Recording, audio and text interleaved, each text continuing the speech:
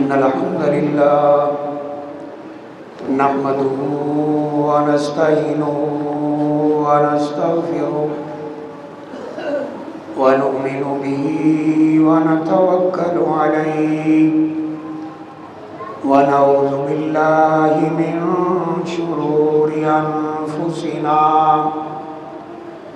ومن سيئات أعمالنا من يهده الله فلا مضل له ومن يضلل فلا هادي له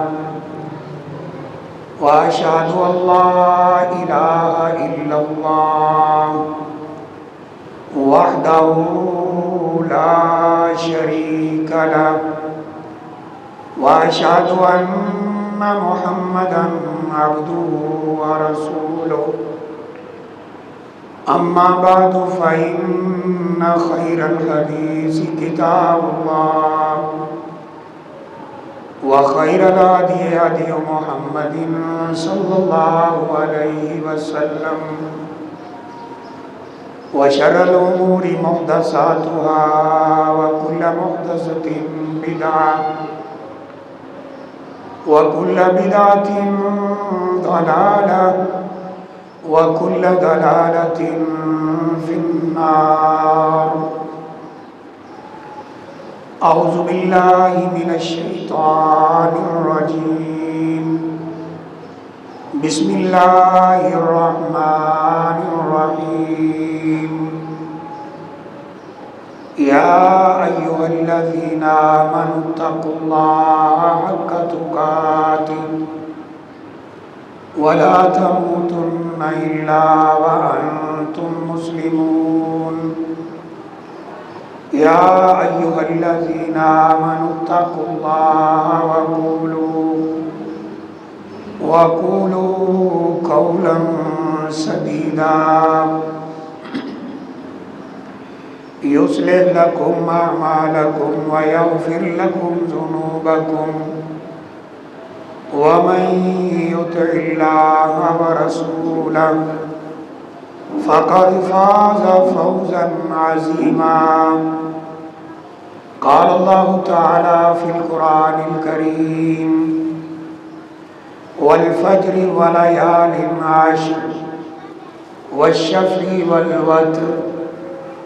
وقال النبي صلى الله عليه وآله وسلم ما من أيام العمل الصالح أحب فيه من هذه الأيام.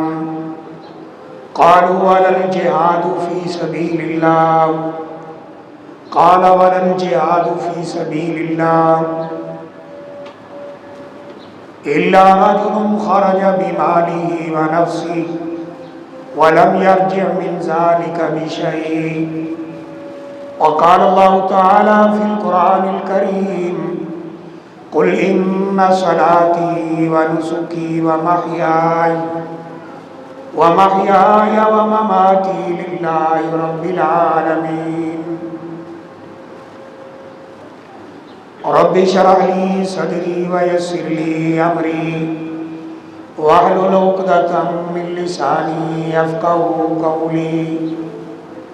رب زدني علما سبحانك لا علم لنا إلا ما علمتنا إنك أنت العليم الحكيم. انتہائی قابل احترام بھائیوں، دوستوں، بزرگوں، انتہائی معززہ ماؤں اور بہنوں، اللہ تعالیٰ نے ہم پر بے شمار احسان کیے ہیں، بے شمار نعمتیں ہمارے اوپر اللہ تعالیٰ کی ہیں. ہم ان کے لیے اللہ کا جتنا بھی شکر ادا کریں وہ کم ہے. اللہ تعالیٰ نے ہمارے لیے کئی مواقع، کئی مقامات ایسے رکھے کہ اگر ہم ان سے صحیح فائدہ اٹھائیں تو ہماری زندگی کے سارے گناہ اللہ معاف کر دیتے ہیں. اللہ تعالیٰ ہمارے ساتھ بہت مہربان ہے. اس لیے قرآن مجید میں فرمایا ہے کہ یا ایھا الانسان ما غرک بربک الکریم، اے انسان بتا تو صحیح کس چیز نے تجھے تیرے رب سے جو انتہائی مہربان ہے، انتہائی رحم کرنے والا ہے، اس رب سے تجھے کس چیز نے دور کر رکھا ہے؟ آگے کیا فرمایا؟ الذی خلقک فسواک فعدلک فی ای صورت ما شاء رکبک، اس رب نے تجھے پیدا کیا اور تیری شکل بنائی، جیسی شکل بنائی جیسا چاہا بنا دی، تجھے نعمتیں عطا فرمائی، اس رب سے تجھے کس چیز نے دور کر رکھا ہے؟ اللہ تعالیٰ ہمارے ساتھ بہت مہربان ہے میرے بھائیوں۔ اللہ تعالیٰ تو بہانے ڈھونڈ رہے ہیں کہ انسان اس کے در پہ آئے، اپنی غلطیوں کا اعتراف کرے، اپنے گناہوں کی معافی مانگے، اللہ کے سامنے روئے، شرمندگی کا اظہار کرے۔ اللہ تعالیٰ معافی کے بہانے ڈھونڈتے ہیں کہ میرا بندہ کب آئے اور میں اس کے گناہوں کو معاف کروں۔ یہ بھی اللہ تعالیٰ کی ہم پر بڑی مہربانی ہے کہ دیکھیں اب اس وقت حج کا موقع ہے، ان قریب حج شروع ہونے والا ہے، لیکن لاکھوں اور کروڑوں مسلمان ایسے ہیں جو حج پہ جانے کی طاقت نہیں رکھتے۔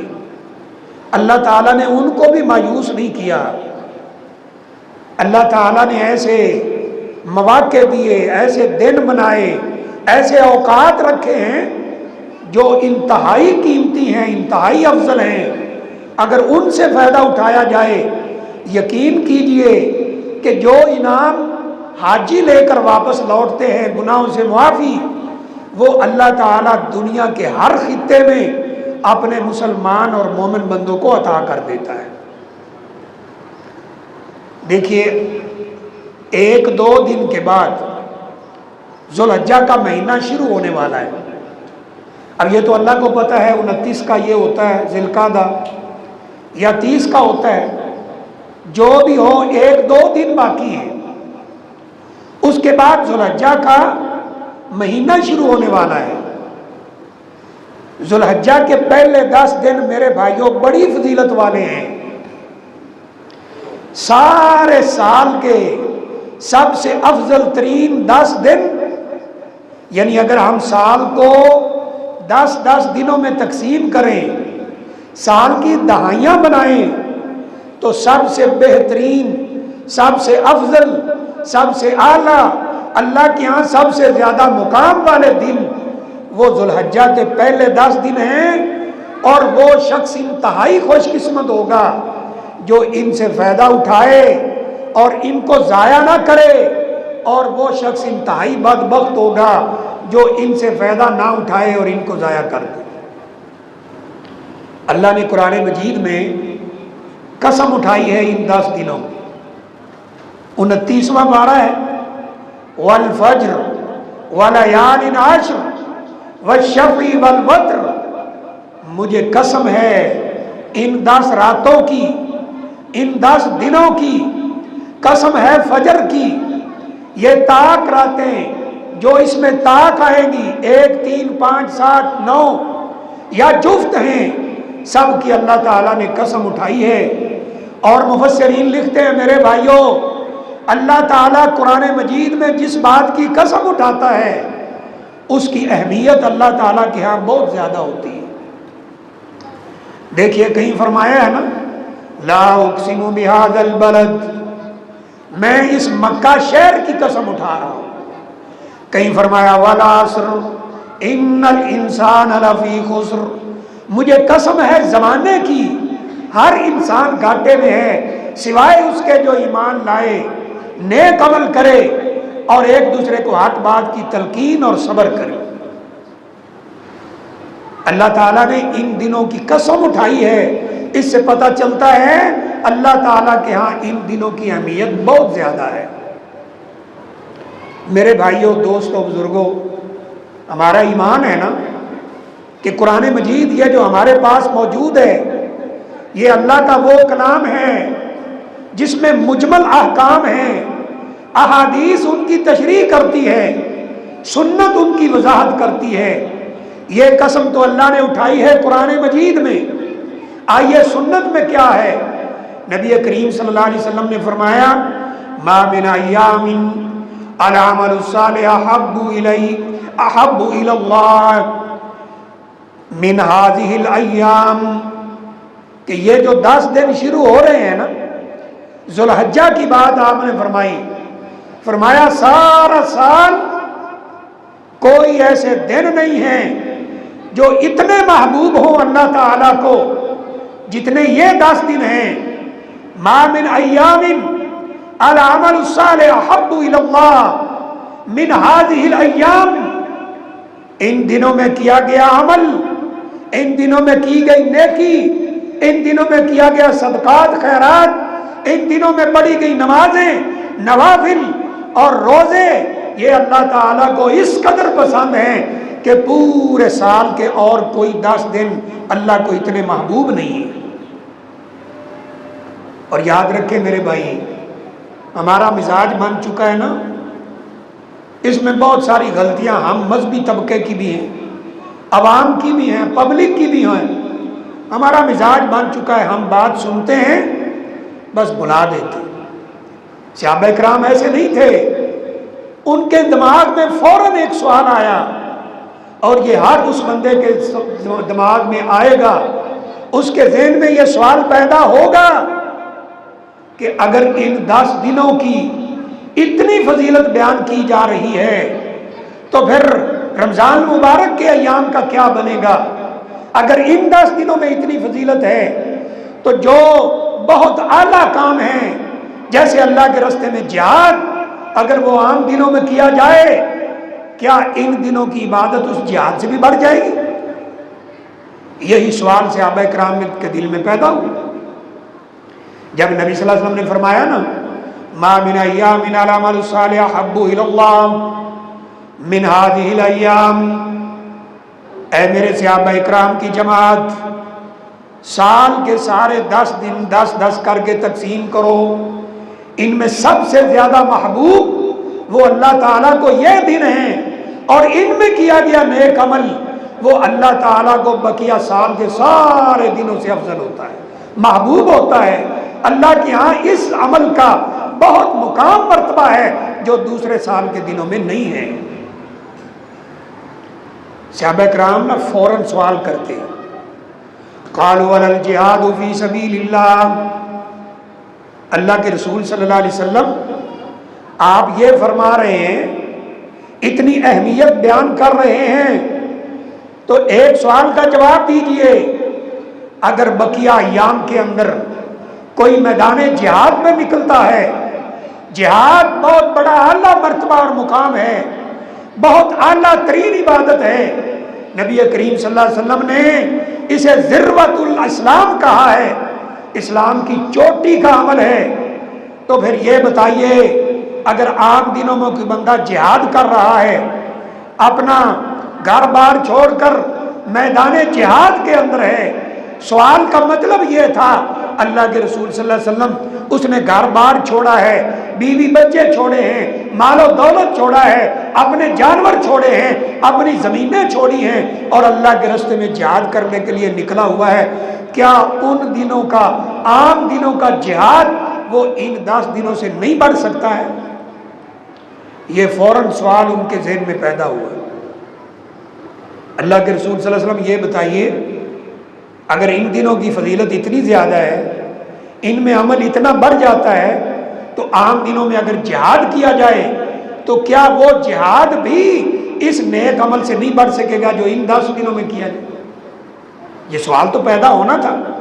فوراً صحابہ کرام نے سوال کیا تو نبی کریم صلی اللہ علیہ وسلم نے آگے سے جواب کیا دیا ہے، قال ولا الجہاد فی سبیل اللہ، عام دنوں میں کیا گیا جہاد ان دنوں کی عبادت سے نہیں بڑھ سکتا، الا رجل خرج بنفسه وماله ولم يرجع من ذلك شيء، اے میرے صحابہ کی جماعت، عام دنوں کا جہاد بھی نہیں بڑھ سکتا، لیکن ایک شخص کا بڑھ جائے گا جو اپنا مال، اپنی جان، اپنی سواری وہ لے کر اللہ کے راستے میں نکلا ہے، کوئی چیز واپس نہیں آئی، خود بھی اللہ کے راستے میں شہید ہو گیا، سواری بھی گئی، مال بھی قربان، سارے کا سارا اپنی جان، اپنا مال، اپنی سواری اللہ کے راستے میں لوٹا کر اللہ کی جنتوں کا وارث بن گیا ہے، اس کا عمل تو بڑھ جائے گا، لیکن اگر ایسا نہ ہوا تو وہ جہاد بھی نہیں بڑھ سکتی۔ اللہ اکبر۔ یعنی اس حدیث کا مطلب کیا ہوا؟ اگرچہ اس میں یہ لفظ تو نہیں ہے، لیکن مطلب کیا ہے کہ اگر کوئی بندہ عام دنوں میں جہاد میں جاتا ہے، اللہ اسے فتح نصیب کر دیتا ہے، دشمن کا مال لے کر واپس آتا ہے، مال غنیمت لے کر آتا ہے، صحیح سلامت اپنے گھر والوں میں واپس آ جاتا ہے، تو اس کا جہاد بھی ان دنوں کی عبادت سے نہیں بڑھ سکتا۔ یہ ایسے دن ہیں میرے بھائی۔ اب دیکھیے ابن تیمیہ رحمہ اللہ بہت بڑے امام ہیں، ان سے سوال ہوا، انہوں نے بھی لکھا ہے اپنے فتاویٰ کے اندر، ابن کثیر رحمہ اللہ نے تفسیر ابن کثیر میں لکھا ہے کہ اگر یہ سوال پیدا ہو کہ ان دنوں کی اتنی فضیلت ہے تو رمضان المبارک کا تو پورا مہینہ فضیلت والا ہے، پھر اس کے 10 دن اگر کرے، پہلا عشرہ ہے، دوسرا عشرہ ہے، تیسرا عشرہ ہے، اور خاص طور پر تیسرا عشرہ رمضان کا تو بہت زیادہ فضیلت والا ہے، پھر یہ سوال پیدا ہوا نا ان کے دل میں کہ یہ بتائیے رمضان کا آخری عشرہ زیادہ فضیلت رکھتا ہے یا یہ 10 دن زیادہ فضیلت رکھتا ہے؟ اور میں نے جیسے عرض کر دیا میرے بھائی، اگر ہم دلچسپی سے بات سن رہے ہو پھر سوال پیدا ہوتے ہیں دل میں۔ صحابہ اکرام سوال کیا کرتے تھے، نبی اکرم صلی اللہ علیہ وسلم بڑی تسلی سے سمجھایا کرتے تھے، تو یہ سوال تو پیدا ہوا نا کہ اگر یہ 10 دن اتنی فضیلت والے ہیں تو رمضان مبارک پورا مہینہ فضیلت والا ہے، اس میں روزہ ہے، اس میں لیلۃ القدر ہے، اس میں تاک راتوں کی تلاش ہے، اس میں اعتکاف ہے، تو کیا ان 10 دنوں کی فضیلت ان 10 دنوں سے نہیں بڑھے گی؟ بڑا پیارا جواب دیا ہے اللہ نے، جن کو علم دیا ہے نا وہ ایسی علمی گتھیاں بڑی آسانی سے سلجھا دیا کرتے۔ ابن تیمیہ رحمہ اللہ نے، ابن کثیر رحمہ اللہ نے ایک بڑا پیارا پوائنٹ لکھا، کہا دیکھو رمضان کا آخری عشرہ بھی بڑی فضیلت والا ہے، یہ 10 دن بھی بڑی فضیلت والے ہیں، لیکن اگر تم غور کرو رمضان مبارک کی 10 راتوں میں نبی صلی اللہ علیہ وسلم پوری رات عبادت کرتے تھے، جاگ کے گزارتے تھے، لیکن دل کو آپ آرام کر لیا کرتے تھے، اور ان 10 دنوں میں آپ یہ والے 10 دن عبادت کے اندر گزارتے تھے۔ تو کیا ثابت ہوا کہ رمضان کا آخری عشرہ بھی بڑی فضیلت والا ہے، یہ عشرہ بھی بڑی فضیلت والا ہے، لیکن رمضان مبارک کی راتیں افضل ہیں اور ذوالحجہ کے یہ 10 دن افضل ہیں، وہ راتیں افضل ہیں۔ اس لیے حدیث میں کیا آتا ہے، اذا دخل عشر الاخیر، جب رمضان مبارک کا آخری عشرہ داخل ہوتا، شد مئزرہ، آپ عبادت پر اپنی کمر پہلے سے زیادہ کس لیتے تھے، عبادت کی تیاری پہلے سے زیادہ کرتے تھے، عبادت کے اندر وقت پہلے سے زیادہ لگاتے تھے، وَأَحْيَا لَيْلَهُ، ساری رات رمضان مبارک کا آخری عشرہ آپ جاگ کے عبادت کرتے تھے، اور اپنی بیویوں کو وَأَيْقَظَ أَهْلَهُ، اپنی بیویوں کو جگایا کرتے تھے کہ اٹھو رمضان مبارک کی آخری 10 راتیں شروع ہو گئی۔ تو دونوں میں جمع کیا ہوگی کہ اگر ہم بات کریں دنوں کی تو یہ دن افضل ہیں، اور اگر بات کریں راتوں کی تو رمضان مبارک کی راتیں سب سے زیادہ افضل ہیں۔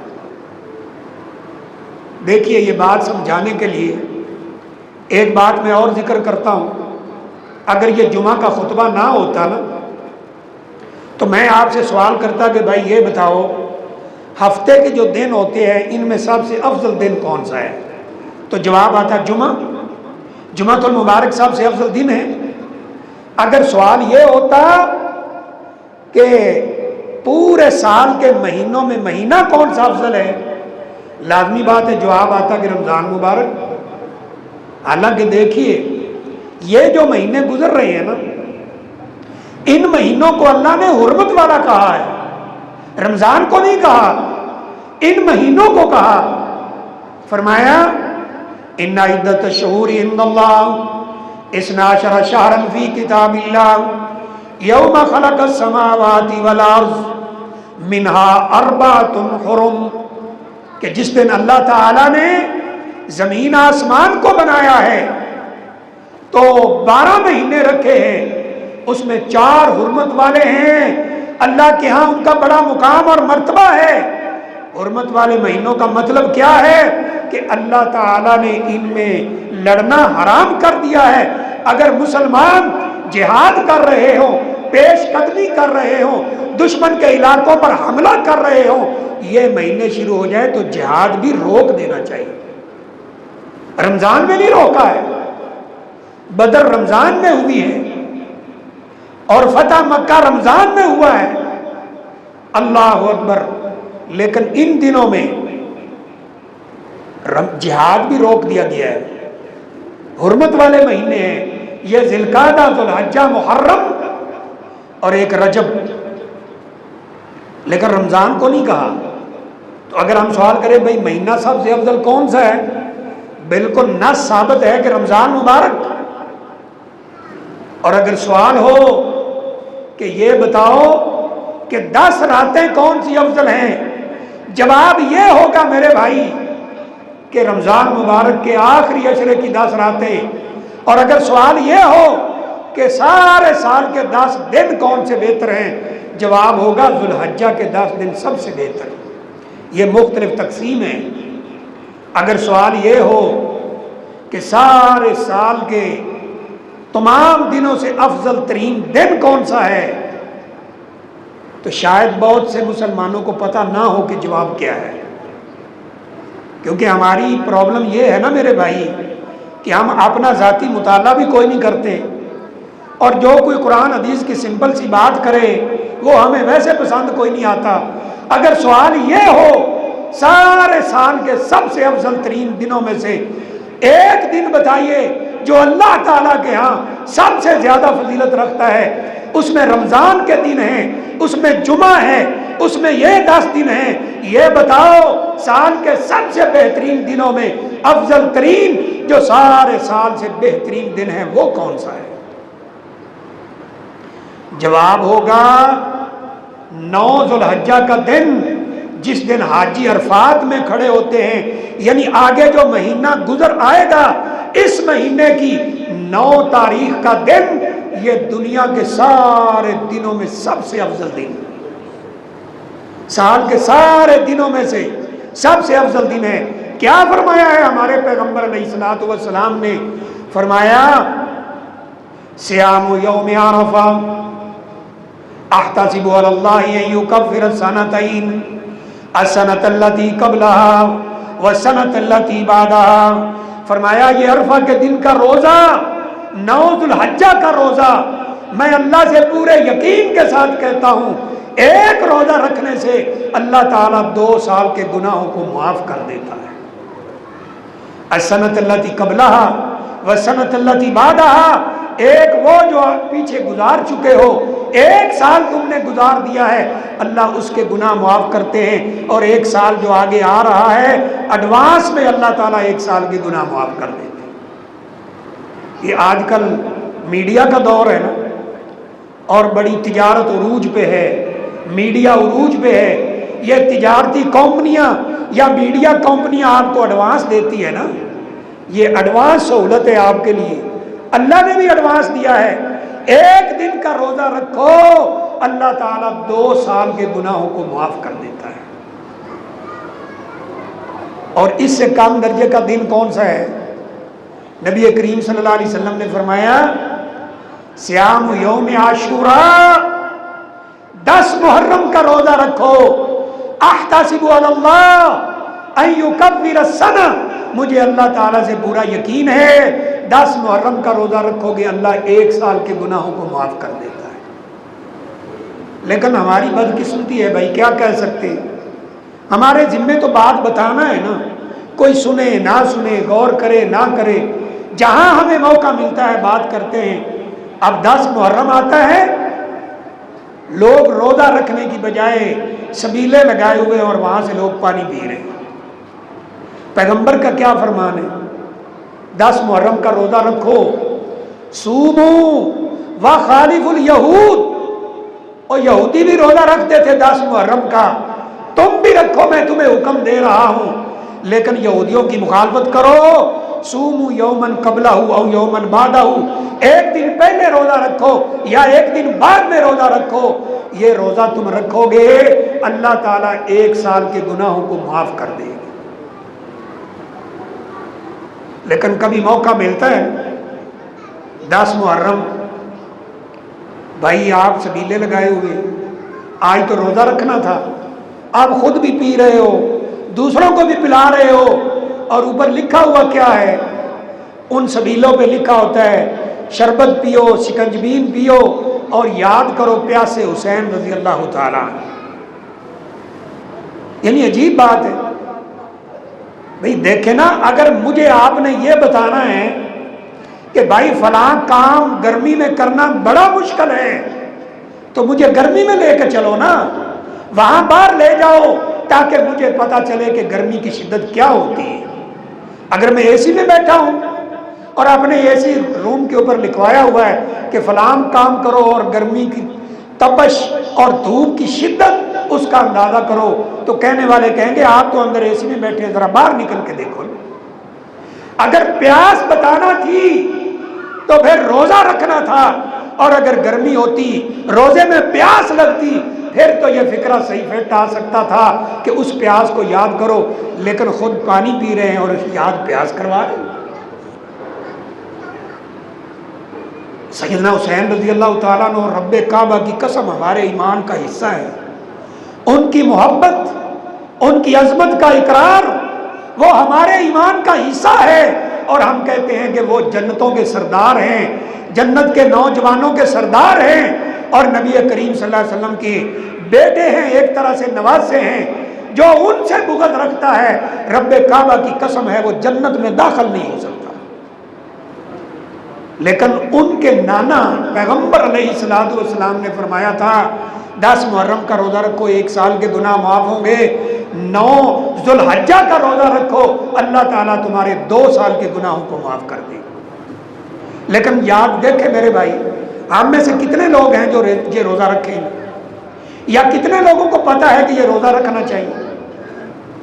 اگر آپ ناراض نہ ہو تو میں ایک چھوٹی سی گزارش کرتا ہوں، قلم کاغذ لے لیں، یہ بازار چل رہا ہے اس میں کھڑے ہو جائیں، یا باہر مین روڈ ہے اس پہ چلے جائیں، ہر آنے والے مسلمان سے بڑے ادب سے گزارش کریں کہ بھائی ہم ایک سوال کر رہے ہیں، اس سوال پہ ہم نے کوئی نتیجہ بنانا ہے کہ یہ بتائیے سال کا سب سے افضل ترین دن کون سا ہے، اور اس دن کی نبی صلی اللہ علیہ وسلم نے فضیلت کیا بیان کی، پھر آپ کو خود پتہ چل جائے گا کہ کیا نتیجہ سامنے آتا ہے۔ ویسے تو ہمارے دعوے تو بڑے ہیں نا، نبی صلی اللہ علیہ وسلم کے ساتھ محبت کے، عشق کے، وہ دعوے اتنے بڑے ہیں کہ آسمانوں کو لگ رہے ہیں۔ تو یہ دن جو 9 ذو الحجہ کا دن ہے، 2 سال کے اللہ گناہ معاف فرماتے ہیں، اسی لیے ان 10 دنوں کے بارے میں فرمایا کہ ما من ایام العمل الصالح احب الی اللہ من هذه الايام قالوا ولا الجهاد في سبيل الله قال ولا الجهاد في سبيل الله الا رجل خرج بنفسه وماله ولم يرجع من ذلك شيء۔ جب نبی صلی اللہ علیہ وسلم نے یہ فرمایا یہ 10 دن سب سے بہتر ہیں، سب سے افضل ہیں، ان میں کیا گیا عمل اللہ تعالیٰ کے ہاں بہت پسندیدہ ہے، بہت محبوب ہے، بہت افضل ہے، بہت اعلیٰ ہے، بہت مقام والا ہے۔ صحابہ اکرام کو فوراً فکر پڑی، کہا پھر عام دنوں کا جہاد بھی اس سے نہیں بڑھ سکتا؟ فرمایا ہاں، عام دنوں کا جہاد بھی ان دنوں کی عبادت سے نہیں بڑھ سکتا، سوائے اس بندے کے جو اپنے مال لے کر، اپنی جان لے کر، اپنی سواری لے کر، اپنا سب کچھ لے کر وہاں نکلا ہے میدان جہاد میں، خود بھی شہید ہو گیا، مال بھی قربان ہو گیا، سواری بھی قربان ہو گئی، کچھ لے کر واپس نہیں آیا، اس کا عمل تو بڑھ جائے گا۔ اگر ایسا نہیں ہوا تو ان دنوں میں عام عمل جو ہے جہاد سے بھی بڑھ جائے گا۔ یعنی کیا مطلب ہے؟ ان دنوں میں پڑھی گئی نمازیں، نفل نمازیں، ان دنوں کے روزے، ان دنوں کی تلاوتیں، ان دنوں کے صدقات اور خیرات، ان دنوں کے درس اور دروس، ان دنوں کی تعلیم اور تعلم، وہ اللہ کے ہاں اتنا محبوب ہے کہ سال بھر میں ایسے دن اللہ تعالیٰ کے ہاں عزت والے نہیں ہیں۔ اب اگلی بات یہ بھی ذہن میں رکھ لیں کہ جس چیز کا جتنا مقام مرتبہ ہوتا ہے نا، جب اس کی حرمت کو پامال کیا جائے تو اللہ کے ہاں جرم بھی اتنا ہی بڑھ جاتا ہے۔ دیکھیں یہاں گرین ٹاؤن کے اندر جرم کرنا باہر وہ اور چیز ہے، مسجد میں آ کے کرنا اور چیز ہے، اور بیت اللہ شریف میں جا کر کرنا یہ جرم اور بڑھ جاتا ہے۔ بالکل اسی طرح میرے بھائیوں، ان دنوں کی اللہ نے فضیلت رکھی ہے، جو ان دنوں کو ضائع کرے، ان کی حرمت کو پامال کرے اور ان کے اندر جرائم کا ارتکاب کرے، یاد رکھو اللہ تعالیٰ کے ہاں اس کا جرم بہت بڑھ جاتا ہے۔ دیکھیں نا میرے بھائی، اگر کم از کم ہم ان 10 دنوں میں عبادت نہ کر سکیں، ان 10 دنوں کا عزت اور احترام نہ کر سکیں، تو ان کی حرمت کو تو پامال نہیں نہ کرنا چاہیے۔ نبی صلی اللہ علیہ وسلم نے ان دنوں میں ایک دعا سکھلائی ہے کہ یہ زیادہ سے زیادہ پڑھنا، وہ ذکر کہہ لیں، دعا کہہ لیں، کیونکہ یہ 10 دن اللہ نے فضیلت والے رکھے ہیں۔ تو فرمایا یہ پڑھنا ہے لا الہ الا اللہ اور لا الہ الا اللہ وحدہ لا شریک لہ، یہ واشہد ان محمدً عبدہ ورسولہ، اور بعض حالات میں آپ نے دعائیں سکھلائی ہیں، اللہم انک عفو تحب العفو فاعف عنا۔ یہ پہلے والا اللہ کا ذکر ہے، یہ دعا ہے، اے اللہ تو معافی کو پسند کرتا ہے، یہ دن تیرے ہاں بڑی عزت والے ہیں، ہمارے گناہوں کو معاف کر۔ میں پھر وہی گزارش کروں گا کہ اگر جمعہ نہ ہوتا تو میں گستاخی کر لیتا کہ میرے معزز بھائیوں، دوستوں، بزرگوں، بچوں، ماؤں اور بہنوں، ذرا یہ تو بتاؤ کہ ان دنوں کی فضیلت اللہ نے کیوں اتنی رکھی ہے؟ آخر کیا ہے اس میں؟ اور رمضان المبارک پورا مہینہ فضیلت والا ہے، اس میں بھی گناہ معاف ہوتے ہیں۔ من صام رمضان ایمانا و احتسابا غفر له ما تقدم من ذنبی، جو رمضان مبارک کا روزہ، رمضان مبارک کا قیام ایمان اور احتساب کے ساتھ کرتا ہے، اللہ ساری زندگی کے گناہ معاف کرتے ہیں، اور ان دنوں سے بھی جو فائدہ اٹھاتا ہے اللہ ساری زندگی کے گناہ معاف کر دیتا ہے۔ اگر سوال یہ کیا جائے کہ بھائی بتاؤ ان دنوں کی فضیلت کیا ہے، تو رزلٹ وہی آئے گا جو پہلے میں عرض کر رہا ہوں۔ چند مسلمانوں کو پتہ ہوگا اور کسی کو پتہ ہی نہیں ہوگا کہ ان دنوں کی فضیلت اللہ نے کیوں رکھی، سوائے ان بندوں کے رب کعبہ کی قسم جن کو کوئی عالم دین قرآن اور حدیث کی بات بتاتا ہے اور ہر موقع مناسبت سے ان کی رہنمائی کرتا ہے۔ میں یہ نہیں کہتا سب کو پتہ نہیں ہوگا، لیکن بہت سارے لوگوں کو پتہ نہیں کہ ان دنوں کی فضیلت کیوں اللہ نے اتنی رکھی۔ تو اس کا جواب یہ ہے میرے بھائی، ہم جتنی عبادات کرتے ہیں نا ان کی 3 قسمیں ہیں۔ کچھ عبادات ہیں جو زبان سے ہم کرتے ہیں، انہیں عبادات القولیہ، قولی باتیں زبان سے ادا ہونے والی، جیسے قرآن کی تلاوت، ذکر اذکار، استغفار، نبی صلی اللہ علیہ وسلم پہ درود اور دعا، اللہ کا ذکر، یہ سارے کا سارا زبان سے ہوتا ہے، یہ قولی عبادت ہے۔ کچھ عبادتیں بدنی ہیں جیسے نماز ہے، طواف ہے، صفا مروہ کی سعی ہے، یہ بدنی باتیں ہیں۔ اور تیسری مالی باتیں ہیں، جیسے قربانی ہے، جیسے صدقہ اور خیرات ہے، جیسے عشر ہے، زکوٰۃ ہے، فطرانہ ہے، یہ ساری کی ساری مالی باتیں ہیں۔ پورے سال کے اندر کوئی ایسا موقع نہیں آتا جس میں تینوں عبادتیں جمع ہو سوائے ان 10 دنوں۔ یہ جواب ہے۔ ان 10 دنوں میں قولی باتیں کیا ہیں؟ جو لوگ وہاں ہیں نا ان کو کیا حکم ہے؟ جو آج اس وقت بھی عمرہ کر رہے ہیں کیا پڑھ رہے ہیں؟ لبیک اللہم لبیک لبیک لا شریک لک لبیک ان الحمد والنعمت لک والملک لا شریک لک۔ یہ صدائیں آ رہی ہیں مکہ کے در و دیوار اس تلبیہ کے ساتھ گونجتے ہیں، حرم گونجتا ہے اور لوگ تلبیہ پڑھتے ہیں۔ پھر جب حج شروع ہوتا ہے 8 ذوالحجہ کو حاجی مینا کی طرف جاتے ہیں، عرفات جاتے ہیں، مزدلفہ آتے ہیں اور یہ تلبیہ پڑھ رہے ہوتے ہیں، ہر طرف سے آوازیں آتی ہیں، احرام پہنے ہوئے ہیں۔ پچھلے جمعے میں نے عرض کیا تھا یہ کفن کا ایک تصور ہے جو قبر میں ہمیں ملنا ہے۔ اگر قسمت ہوئی لوگوں نے 2 چادریں باندھی ہیں، مکہ سے نکل آئے ہیں، بڑے کھلے میدان کے اندر ہیں، چلتے جا رہے ہیں، عرفات میں پہنچنا ہے اور کیا کہتے جا رہے ہیں؟ لبیک اللہم لبیک لا شریک لک لبیک ان الحمد والنعمت لک والملک لا شریک لک۔ اے اللہ ہم حاضر ہیں، یہ اقرار کرتے ہیں تیرا کوئی شریک نہیں، یہ ساری نعمتیں، ساری حمدیں، ساری ثنائیں، ساری بادشاہت یا اللہ تیری ہے، تیرا کوئی شریک نہیں۔ یہ کلمات اللہ کو اتنے پسند آتے ہیں کہ اللہ تعالیٰ فرشتوں میں فخر کرتا ہے۔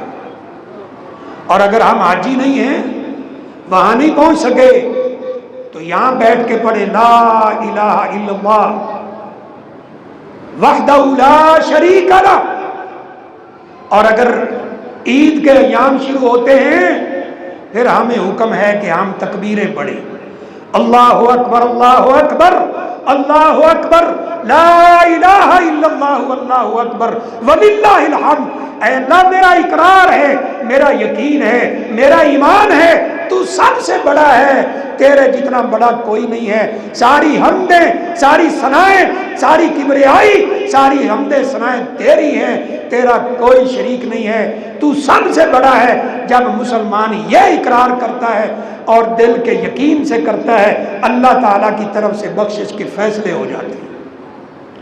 حدیث میں آتا ہے عبداللہ بن عمر رضی اللہ تعالیٰ عنہ، عبداللہ بن عباس یہ مینا میں نکل کر یہ تکبیرات پڑھتے تھے، ان تکبیروں سے مینا گونجنے لگ جاتا تھا۔ یہ اللہ کی توحید کا اقرار ہے، یہ عقیدہ ہے، یہ ایمان ہے، اس کا اقرار ہوتا ہے۔ یہ قولی باتیں ساری اس میں جمع ہیں، یہاں دعا بھی ہے، استغفار بھی ہے، اللہ کے سامنے رونا بھی ہے، اور یہ تلبیہ بھی ہے، بڑائی بھی ہے، تکبیریں بھی ہیں، اللہ تعالیٰ کے سامنے اپنی عاجزی کا اظہار بھی ہے، اللہ اکبر۔ یہ ساری کی ساری قولی باتیں ان دنوں میں جمع ہو جاتی ہیں۔ بدنی باتیں کیا ہیں؟ حج ہو رہا ہے، طواف لوگ کر رہے ہیں، صفا مروہ کی سعی کر رہے ہیں، نمازیں پڑھ رہے ہیں، ساری دنیا میں مسلمان نمازیں پڑھ رہے ہیں، وہاں جانے والے حاجی بھی نمازیں پڑھ رہے ہیں۔ اور مالی باتیں کیا ہیں؟ وہاں بھی قربانی ہوگی، یہاں بھی قربانی ہوگی۔ جو حج پہ گئے 10-10 12-12 لاکھ روپیہ بھر کر، یہ بھی مالی عبادت ہے۔ وَلِلَّهِ عَلَى النَّاسِ حِجُّ الْبَيْتِ مَنِ اسْتَطَاعَ إِلَيْهِ سَبِيلًا، کہ جس کے پاس طاقت ہو وہ زندگی میں ایک دفعہ اللہ کے گھر کا حج کرے، جو وہاں پہنچ سکتا ہو، اتنے پیسے ہوں وہاں جا کر حج کرے۔ اللہ کے رسول صلی اللہ علیہ وسلم نے ثواب کیا بیان فرمایا ہے، فرمایا من اتی ھذا البیت فلم یفسق ولم یفسق، جو اللہ تعالیٰ کے گھر کے حج کے لیے آیا، ایک روایت میں ہے فلم یرفس فلم یفسق راجع من الذنوب کا یوم ولدتہ امہ، جو اس گھر کے حج کو آیا اس نے کوئی رفس والا کام نہیں کیا، کوئی گناہ والا کام نہیں کیا۔ رفس کہتے ہیں عورتوں کی طرف توجہ کرنا، یہ بھی نہیں کیا حج کے اندر، عمرہ کے اندر، اور پورے حج کے ایام میں ایسا کوئی اس نے کام نہیں کیا، گناہ کا کام نہیں کیا، لڑائی جھگڑا نہیں کیا۔ جب یہ اپنے وطن کو واپس آتا ہے گناہوں سے ایسے پاک ہو کے آتا ہے جیسے آج ماں نے جنم دیا ہے۔ اللہ اکبر، بیت اللہ جاتا ہے، پہلی نظر پڑتی ہے، کیا زبان سے ادا کرتا ہے؟ اللہم زد ھذا البیت تعظیما و تشریفا و تکریما و امنا و محابتا و امنا۔ اے اللہ میں دعا کرتا ہوں یہ جو تیرا گھر ہے اس کو عزت کے لحاظ سے، تکریم کے لحاظ سے، شرف کے لحاظ سے، مرتبے کے لحاظ سے، مقام کے لحاظ سے، اور لوگوں کے دلوں میں ہیبت کے لحاظ سے پہلے سے بھی زیادہ کر دیں۔ یہ ساری قولی باتیں، مالی باتیں اور بدنی باتیں ساری کی ساری ان دنوں میں جمع ہیں، اور کسی دن میں جمع نہیں ہوتی۔ اس میں حج ہے، پورا سال حج نہیں ہوتا۔ اس میں قربانی ہے، پورا سال قربانی نہیں ہوتی۔ یہ مالی باتیں بھی جمع ہیں، بدنی باتیں بھی جمع ہیں، قولی باتیں بھی جمع ہیں۔ اس لیے اللہ تعالیٰ نے ان 10 دنوں کو سب سے زیادہ فضیلت والا بنا دیا۔ اور قربانی ہم نے بھی کرنا ہے، یہاں بھی قل ان صلاتی و نسکی و محیای و مماتی للہ رب العالمین، کہہ دیجئے اے پیغمبر علیہ الصلوۃ والسلام، میری نماز، میری قربانی، میری زندگی، میری موت ساری کی ساری اللہ تعالیٰ کے لیے ہے، اللہ کے لیے ہے میری قربانی۔ اور یاد رکھو میرے بھائیوں، یہ جو جانور ہم ذبح کرتے ہیں، وہ قربانی کا جانور ہو، وہ صدقہ خیرات کا جانور ہو، وہ کسی بھی لحاظ سے بطور عبادت ذبح کیا جا رہا ہو، یاد رکھو وہ اللہ تعالیٰ کے علاوہ کسی کے لیے ذبح نہیں ہو سکتا۔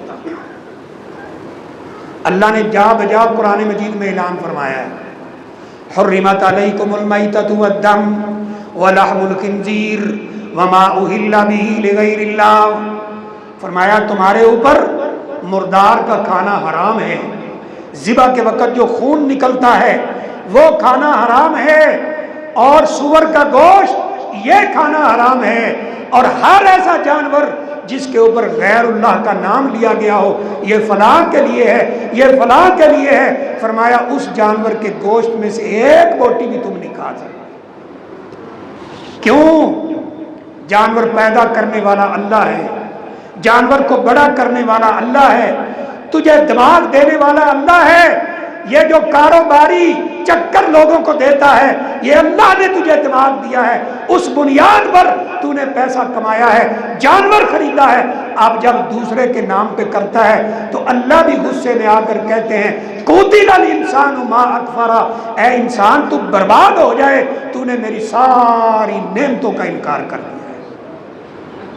پیسہ میں نے دیا تھا، زندگی میں نے دی تھی، ماں کے پیٹ میں خوراک میں نے دی تھی، اور یہ جانور جو تجھے دیا تھا جس کو سبز رنگ کا چارہ کھلایا ہے، اس سبز رنگ کے چارے سے دودھ میں نے نکالا تھا، اور جب صدقات خیرات دینے کی باری آئی ہے تو دوسروں کے نام پہ دیتا ہے۔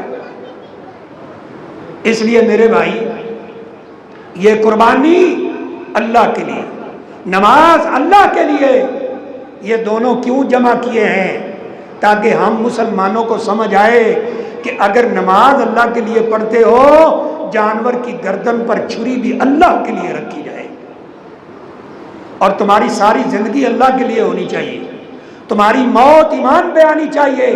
یہ جو ہم نماز جنازہ میں کھڑے ہو کر پڑھتے ہیں وہ یہی ہے نا، اللہم اغفر لحینا و میتنا، اور آخر میں کیا کہتے ہیں؟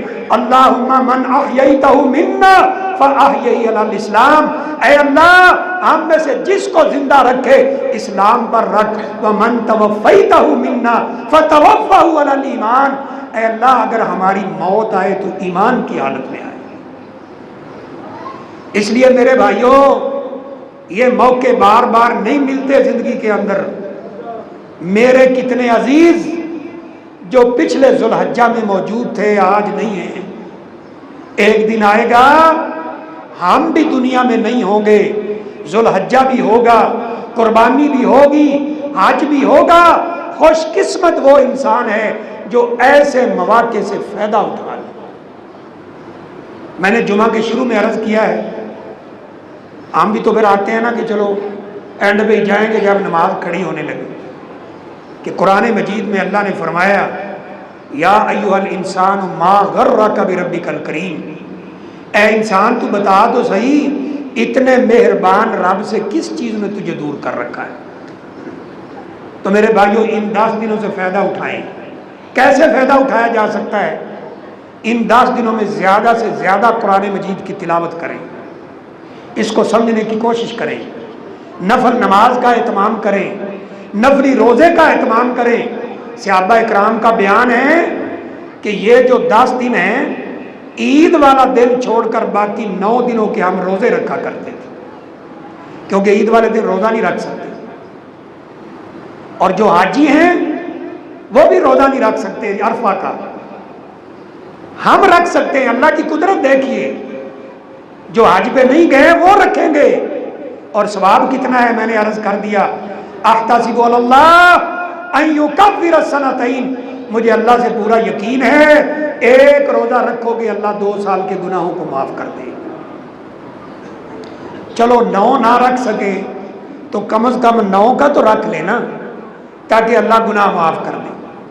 سوال یہ بھی پیدا ہوگا پھر کہ جی 9 سے کیا مراد ہے، سعودی عرب یا یہاں؟ اگر تو تاریخ ایک ہے تو الحمدللہ، پھر تو مسئلہ ہی کوئی نہیں۔ اگر وہاں 1 دن پہلے ہے، ہمارے ہاں بعد میں ہے، تو پھر کون سا روزہ رکھیں؟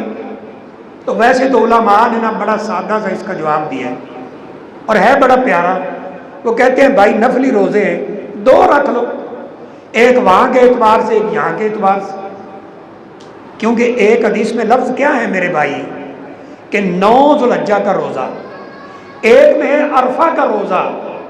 اب 9 تاریخ وہ تو ہر ملک کے اعتبار سے مختلف ہو سکتی ہے، لیکن عرفہ، مقام عرفہ صرف مکہ میں ہے، تو جو عرفہ کے لفظ کو لیتے ہیں علماء، وہ کہتے ہیں بس جس دن حاجی وہاں ہو اس دن روزہ رکھو، اور جو 9 تاریخ لیتے ہیں وہ کہتے ہیں کہ نہیں، ہر ملک کی اپنی 9 تاریخ ہے، اور صحیح بات بھی یہی لگتی ہے 9 تاریخ، کیونکہ آج تو ہمیں پتہ چل گیا نا سعودی عرب میں چاند نظر آ گیا کہ نہیں، لیکن نبی صلی اللہ علیہ وسلم کے زمانے میں ہندوستان والوں کو کیسے پتہ چلتا تھا کہ چاند نظر آیا کہ نہیں آیا؟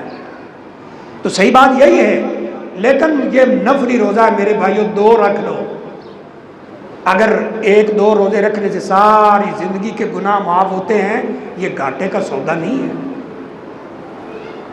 اور ایک بات اور بھی ذہن میں رکھیے کہ یہ جو ایسی حدیث ہم سنتے ہیں نا، رمضان کے روزے رکھ لو جی اللہ گناہ معاف کرتے ہیں، توبہ کر لو اللہ گناہ معاف کرتے ہیں، ان 10 دنوں سے فائدہ اٹھا لو اللہ گناہ معاف کرتے ہیں، اور جناب 1 روزہ رکھ لو کم از کم اللہ 2 سال کے گناہ معاف کرتے ہیں۔ یہ کون سے گناہ ہیں؟ حقوق اللہ ہیں جن کا تعلق اللہ کے ساتھ، حقوق العباد نہیں۔ آپ نے کسی پر ظلم کیا ہے، کسی کو مارا ہے، اس کا حق چھینا ہے، اور کہو میں نے عرفہ کا روزہ رکھ لیا بس میرے سارے گناہ معاف ہو، ایسا نہیں ہوگا۔ اگر کسی کو تنگ کیا ہے، اس کو تکلیف پہنچائی ہے، اس کا حق مارا ہے، نبی کریم صلی اللہ علیہ وسلم نے فرمایا وہ حساب کا دن آنے سے پہلے پہلے یہ حقوق یا تو معاف کروا لو یا ادا کر دو۔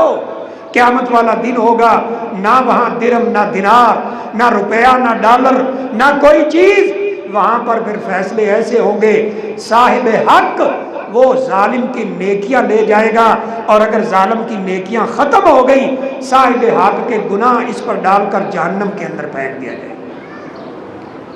اس لیے میرے بھائی یہ جو حقوق العباد ہے نا، بڑا نازک مسئلہ ہے، یہ معاف کروانے ہیں یا ادا کرنے؟ جو اللہ معاف کرتا ہے وہ حقوق اللہ ہے، نماز نہیں پڑھی پہلے، روزہ نہیں رکھا، اس طرح کے جن کا تعلق اللہ تعالیٰ سے ہے وہ گناہ اللہ معاف کر دیتا ہے، اور جو حقوق العباد ہیں وہ بندوں سے معاف کرانا پڑتا ہے۔ اور ایک بات اور بھی ذہن میں رکھیے، نبی کریم صلی اللہ علیہ وسلم نے فرمایا ہے من کان لہ سعۃ فلم یضحی فلا یقربن مصلانا، جس بندے کے پاس مالی طاقت ہو اور وہ قربانی نہ کرے وہ ہماری عیدگاہ کے قریب نہ آئے۔ اب نا عجیب ایک ماحول پیدا ہو رہا ہے یہ سوشل میڈیا پر، وہ کیا کہتے ہیں، پوسٹیں بنا بنا کے چڑھاتے ہیں۔ افسوس یہ ہے کہ اس ملک میں جو لا الہ الا اللہ کی بنیاد پہ بنا ہے کوئی پوچھنے والا نہیں ہے، جو آپ کی زبان میں آتا ہے آپ کہہ رہے ہیں، جو قلم کے نیچے آتا ہے لکھے جا رہے ہیں، پوسٹیں بنا بنا کر چڑھا رہے ہیں۔ کیا کہتے ہیں؟ کہتے ہیں جی اتنی قربانیاں ان کا حساب لگاؤ وہ اربوں روپے بنتے ہیں، اس سے بہتر ہے کہ اس سے آدھے پیسے آپ غریبوں کو دے دیں، قربانی نہ کریں۔ یہ جدید لبرل طبقہ ہے۔ اللہ اکبر۔ اور میرے بھائیوں، نبی کریم صلی اللہ علیہ وسلم نے فرمایا یہ قربانی کا جانور جو تم اللہ کے راستے میں ذبح کرتے ہو یہ تمہارے کام آخرت میں بھی آئے گا۔ بعض روایات میں اشارہ ملتا ہے یہ پل صراط سے گزارنے کے لیے تمہارے کام آئے گا۔ اور ان بیچاروں کو یہ علم نہیں ہے کہ قربانی ہی ایک ایسا موقع ہوتا ہے جب ہر غریب کے گھر میں بھی گوشت پہنچ جاتا ہے۔ ویسے تو آپ صاف ستھرا گوشت بازار سے لے، میرا خیال ہے 1500 روپے سے کم نہیں ملتا۔ دعویٰ کرتے ہیں کہ یہ ٹھیک گوشت آپ کو دے رہے ہیں، آپ مولانا صاحب ہیں، آپ یہ ہے، آپ وہ ہے، لیکن قربانی ایسا موقع ہے کہ ہر گھر کے اندر گوشت پہنچ جاتا ہے، اور یہ مسلمانوں کی اجتماعی عبادت ہے میرے بھائی۔ اس لیے فرمایا جس کے پاس طاقت ہو وہ قربانی نہ کرے، ہماری عیدگاہ کے قریب نہ آئے۔ اور ماشاءاللہ ہماری پبلک بھی بڑی اتنے آگے سیانی ہو جاتی، سانو سارا دن سوال آ وہ جی ہم جو ہے نا 4 بھائی ہیں، ایک ہمارا والد ہے، تو بس ہم ایک قربانی کر لیں، 4 کی طرف سے کافی ہے۔ سبحان اللہ بھائی، اگر تم الگ گھر والے ہو، شادی شدہ ہو، الگ کما رہے ہو، تمہاری تنخواہ تمہاری جیب میں آتی ہے اور اپنے بیوی بچوں پر خود خرچ کرتے ہو، پھر تمہیں چاہیے کہ اللہ کے راستے میں قربانی بھی کرو۔ وہ ایک بھائی مجھے کہتا ہے جی وہ والد صاحب ہیں نا گھر میں، جوائنٹ فیملی سسٹم ہے، اکٹھے رہتے ہیں، 5 بھائی ہیں، تو بس ایک سربراہ قربانی کر دے تو کافی ہے۔ میں نے کہا جی بڑے سیانے آسی ماشاءاللہ۔ میں نے کہا یہ بتائیے کہ آپ اپنے خرچہ پیسہ جو ہے والد صاحب سے لیتے ہیں، یعنی جو آپ کماتے ہیں والد صاحب کے پاس جمع ہوتا ہے اور پھر آپ واپس لیتے ہیں، آپ مانگتے ہیں ان سے کہ اتنے پیسے؟ نہیں جی وہ تو ظاہر ہے نا جی میری اپنی تنخواہ ہے۔ تو میں نے کہا پھر نبی صلی اللہ علیہ وسلم کا فرمان سن لیں، من کان لہ سعہ، جس کے پاس وسعت ہو، طاقت ہو، اور فلم یضاحی، اس نے قربانی نہیں کی، فلا یقربن مصلانا، وہ ہماری عیدگاہ کے قریب بھی نہ آئے۔ اور جس نے قربانی کرنا ہے اس کے لیے رسول اللہ صلی اللہ علیہ وسلم نے فرمایا من اراد ان یضحی، جو قربانی کرنا چاہتا ہے فلیمسک عن شعرہ واظفارہ، وہ عید کا چاند نظر آنے سے لے کر قربانی ہو جانے تک نہ اپنے بال کاٹے نہ اپنے ناخن کاٹے۔ تو جن بھائیوں نے قربانی کرنا ہے وہ آج ہی اپنے بال ناخن وغیرہ کاٹ لیں، اس طرح غیر ضروری بال وہ بھی صاف کر لیں۔ یہ رسول کریم صلی اللہ علیہ وسلم کا فرمان ہے میرے بھائی۔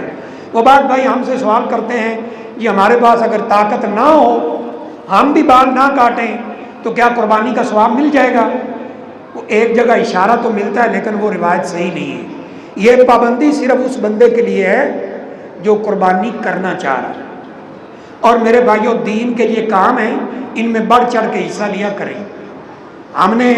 میں ایک مثال دیتا ہوں، ہماری شادی ہو نا، ہمارا کوئی نوجوان بچہ ہے، اس کی شادی ہو، اسے کہیں بیٹا یہ پکڑو 2 لاکھ روپے شادی کر لو، وہ کہے گا ابا تو پاگل ہو گیا، 2 لاکھ کی شادی ہو سکتی؟ یعنی وہاں ہمیں لاکھوں روپے بھی تھوڑے لگتے ہیں، اور یہ جو 25, 30, 40 ہزار کا جانور بہت اچھا بھی لے 40, 50 کا مل جائے گا، وہاں ہم پیچھے ہوتے ہیں، وہ جی حالات نہیں ٹھیک جی کیا کریں۔ تو جب تیری شادی ہونے لگی تب قرض پکڑ کے ادھر ادھر سے اکٹھے کر کے کر رہا ہے اور لاکھوں روپے خرچ کر رہا ہے، تو یہاں بھی خرچ کرنا میرے بھائی، یہ وہ پیسہ ہے 1 روپیہ خرچ کرے گا اللہ کم از کم 700 روپے کا ثواب عطا کر دے۔ اس لیے یہاں بھی شوق دکھانا چاہیے۔ اللہ شوق دیکھتا ہے، اللہ محبت دیکھتا ہے، اور اللہ نے قرآن مجید میں فرمایا ہے لَن يَنَالَ اللَّهَ لُحُومُهَا وَلَا دِمَاؤُهَا، اے میرے بندو جو تم قربانی کرتے ہو یہ گوشت بھی تمہارے پاس، خون بھی وہی رہ جاتا ہے، باقی اعضاء بھی تمہارے پاس، میرے پاس کچھ نہیں پہنچتا۔ میرے پاس اگر پہنچتا ہے تو یہ پہنچتا ہے تم نے کس شوق سے قربانی کی۔ یہ قرآن ہے، قرآن۔ تو اللہ تعالیٰ سے دعا ہے اللہ مجھے بھی آپ کو بھی عمل کی توفیق عطا فرمائے۔ اقول قولی ھذا واستغفر اللہ لی ولکم ولسائر المسلمین من کل ذنب فاستغفروہ انہ ھو الغفور الرحیم۔